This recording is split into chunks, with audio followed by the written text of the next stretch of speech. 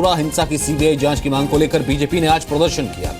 वहीं समाजवादी पार्टी ने आरोप लगाया है कि बाहरी लोग यूपी का माहौल बिगाड़ रहे हैं। राजधानी लखनऊ और कानपुर में बीजेपी कार्यकर्ताओं ने धरना प्रदर्शन के जरिए मथुरा कांड की सीबीआई से जांच कराने की मांग की। लखनऊ में बीजेपी कार्यकर्ताओं और पुलिस के बीच झड़प भी हुई।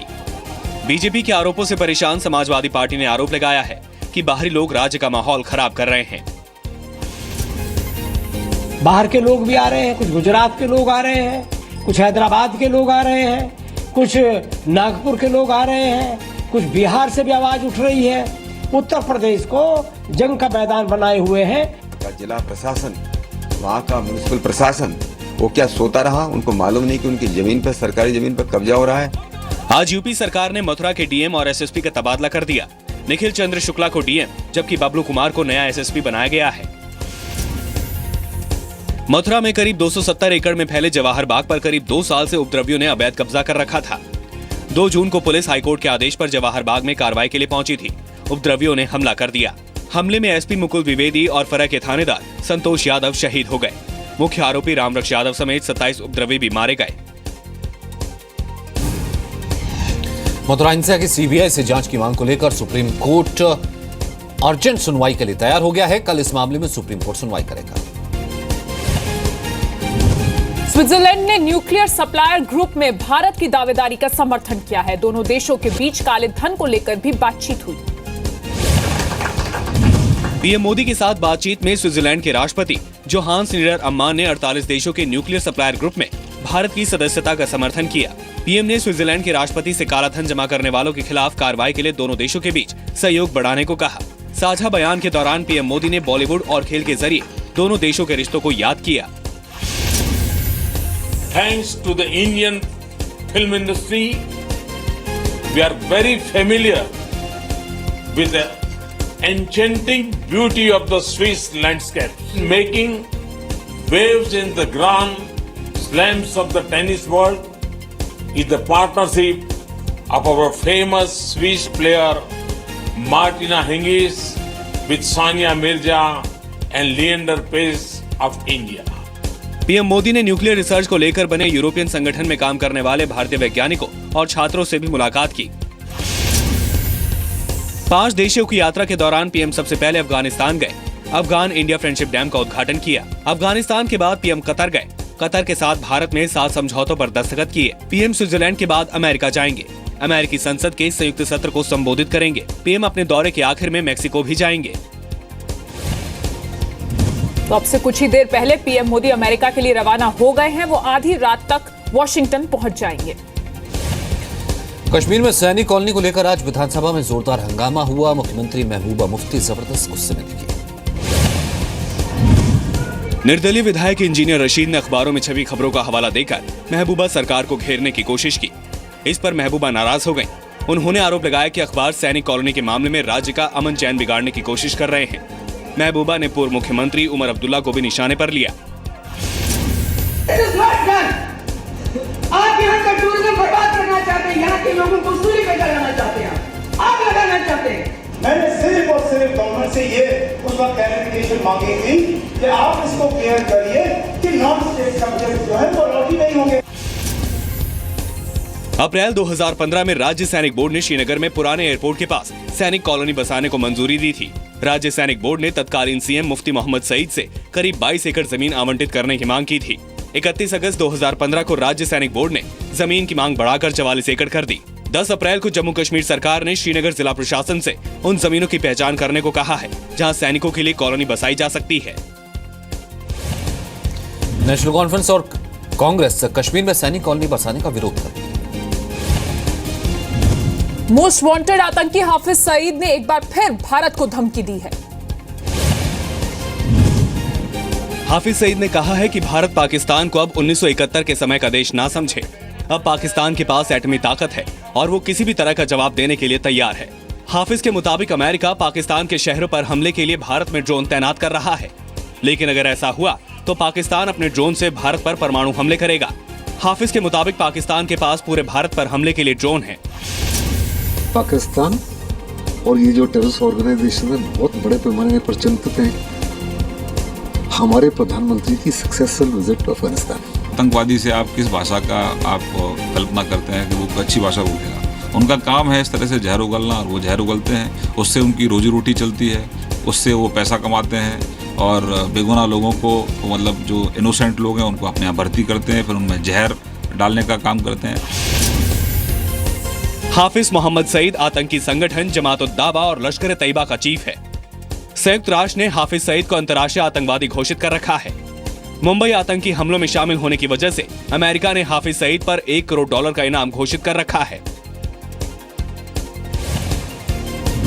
अंतर्राष्ट्रीय आतंकवादी होने के बावजूद हाफिज सईद पाकिस्तान में खुलेआम घूमता है। जम्मू कश्मीर में आतंकियों ने आज फिर सुरक्षा बलों पर हमला किया। पुलवामा में ग्रेनेड से सुरक्षा बलों को निशाना बनाया। पिछले 4 दिनों में सुरक्षा बलों ने 3 आतंकी वारदात को अंजाम दिया है। आज पुलवामा में आतंकियों ने बस अड्डे पर ग्रेनेड अटैक किया, जिसमें सीआरपीएफ के 3 और पुलिस के भी 3 जवान घायल हो गए। इससे पहले 4 जून को आतंकियों ने पुलिस टीम को निशाना बनाया, जिसमें 2 जवान शहीद हुए थे। तो वहीं 3 जून को आतंकियों ने बीज बिहाड़ा में बीएसएफ के काफिले पर हमला किया था, जिसमें 3 जवान शहीद हो गए थे, जबकि 7 जवान जख्मी हुए थे। 2016 में अब तक जम्मू कश्मीर में आतंकी हमलों में सुरक्षा बलों के 15 से ज्यादा जवान शहीद हो चुके हैं। हालांकि इस दौरान सुरक्षा बलों ने 50 से ज्यादा आतंकियों को मारने में कामयाबी हासिल की है। आतंकियों के खिलाफ कार्रवाई के दौरान 2 नागरिकों की भी मौत हुई है। आज कश्मीर के हंदवाड़ा में भी सुरक्षा बलों और आतंकियों के बीच मुठभेड़ चल रही है। जम्मू कश्मीर में घुसपैठ करने वाले आतंकी सेना की नजर से बचने के लिए अब नई तकनीक का इस्तेमाल कर रहे हैं। आतंकियों के स्मार्टफोन में नया ऐप कैलकुलेटर पाया गया है। कैलकुलेटर ऐप के जरिए आतंकियों को न सिर्फ सेना की नजर से बचने में मदद मिलती है, बल्कि पीओके में बैठे अपने आकाओं से भी वो सीधे संपर्क साध सकते हैं। ये ऐसा ऐप है जो मोबाइल नेटवर्क नहीं होने की हालत में भी काम करता है। सर्विलेंस में नहीं आता है और उसे ट्रैक नहीं किया जा सकता है, और उस ऐप के जरिए जो मिलिटेंट घुसपैठ करते हैं वो पाकिस्तान में अपने हैंडलर्स के साथ संपर्क में रहते हैं, लेकिन वो ट्रेस नहीं हो पाते हैं। जब से ये सूचना मिली है तब से इसे क्रैक करने की कोशिश लगातार हो रही है। कैलकुलेटर ऐप अपना खुद का सिग्नल तैयार कर लेता है। कैलकुलेटर ऐप तय दायरे में मौजूद दूसरी यूनिट के साथ भी संपर्क स्थापित कर लेता है। कैलकुलेटर ऐप का तोड़ तैयार करने में नेशनल टेक्निकल रिसर्च ऑर्गेनाइजेशन यानी NTRO जुटी हुई है। आतंकियों के हाथ ये नया ऐप लगने से सरकार और सुरक्षा एजेंसियां चिंता में हैं। पहलवान सुशील कुमार के रियो ओलंपिक में जाने का सपना टूट गया है। दिल्ली हाईकोर्ट ने नरसिंह यादव के साथ ट्रायल के लिए सुशील कुमार की अर्जी खारिज कर दी। हाईकोर्ट ने कहा कि सुशील एक अच्छे खिलाड़ी हैं, लेकिन इस मामले में कुश्ती फेडरेशन के फैसले में दखल नहीं दिया जा सकता। हाईकोर्ट ने यह भी कहा कि कुश्ती फेडरेशन के चयन की प्रक्रिया पूरी तरह पारदर्शी थी। कोर्ट अपनी फाइंडिंग्स में यह भी बोला है कि रीट कोर्ट की ये पावर नहीं है कि वो ऑटोनॉमस स्पोर्ट्स बॉडी के फंक्शनिंग में किसी तरह का इंटरफेयर करे। यह बोलते हुए कोर्ट ने सुशील कुमार के रीट पिटीशन को डिसमिस कर दिया। वर्ल्ड चैंपियनशिप में ब्रॉन्ज मेडल जीतकर नरसिंह यादव ने 74 किलोग्राम कैटेगरी में रियो ओलंपिक के लिए कोटा हासिल किया है। सुशील कुमार कंधे में चोट की वजह से वर्ल्ड चैंपियनशिप में हिस्सा नहीं ले पाए थे। सुशील कुमार ने 2 ओलंपिक मेडल 66 किलोग्राम कैटेगरी में जीते थे। 2013 में 66 किलो कैटेगरी को खत्म कर दिया गया। सुशील कुमार 74 किलो कैटेगरी में खेलने लगे। सुशील कुमार ने 2008 के बीजिंग ओलंपिक में ब्रॉन्ज मेडल जीता था, जबकि 2012 में लंदन ओलंपिक में सिल्वर मेडल। मध्य प्रदेश के बैतूल में पानी की दिक्कत को देखते हुए धारा 144 लगा दी गई है।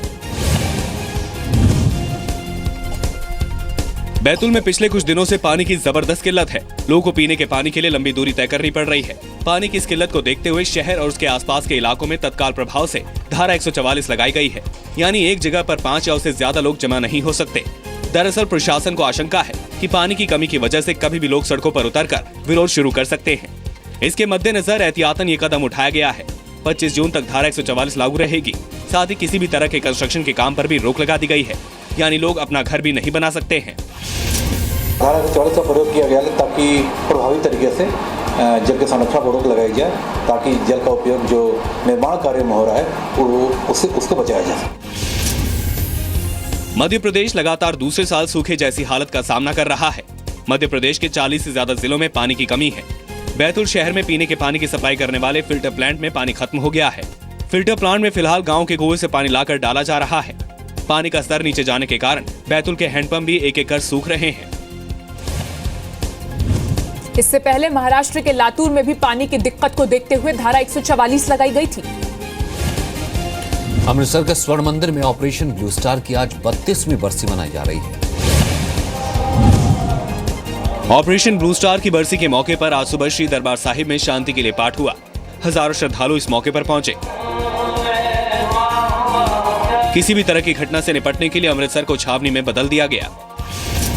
यहाँ पर एसडीपीसी की टास्क फोर्स तैनात की गई। इसके अलावा पंजाब पुलिस के जो जवान हैं वो यहाँ पर बड़ी भारी गिनती में यहाँ पर पहुंचे हुए हैं। सादा कपड़ों में वो उन्हें तैनात किया गया। इसके अलावा इंटेलिजेंस चाहे सीआईडी हो या दूसरी सुरक्षा एजेंसियां हो, उनके जवानों को यहाँ पर तैनात किया गया। वो चप्पे चप्पे पर यहाँ पर निगाह बनाए हुए हैं ताकि किसी तरह की कोई असामाजिक घटना यहाँ पर न हो।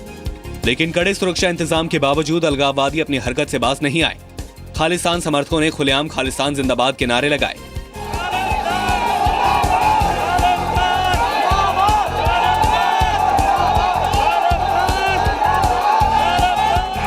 दरअसल अलगाववादी पुलिस प्रशासन को भड़काने की कोशिश कर रहे थे, लेकिन उनकी रणनीति काम नहीं आई।